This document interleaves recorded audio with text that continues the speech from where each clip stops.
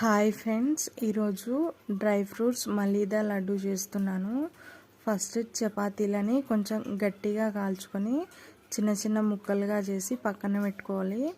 అందులోకి వేయించుకున్న పల్లీలు, వేయించుకున్న నువ్వులు, అలాగే కొన్ని జీడిపప్పులు, బాదం పప్పులు వేసి బరకగా మిక్సీ పట్టుకోవాలి. ఈ మిక్సీ పట్టుకున్న పౌడర్ని అందులో వేసుకోవాలి.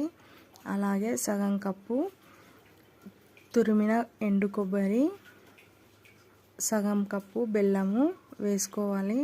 నేను ఇక్కడ బెల్లాన్ని తీసుకున్నాను. కావాలంటే మీరు చక్కెర కానీ లేదంటే తేనె కానీ కూడా తీసుకోవచ్చు.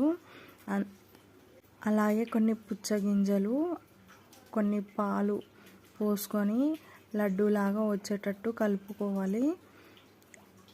చిన్న చిన్న లడ్డూలాగా కట్టుకోవడమే టేస్ట్ అయితే చాలా బాగుంటుంది. ఒకసారి మీరు కూడా ట్రై చేసి చూడండి.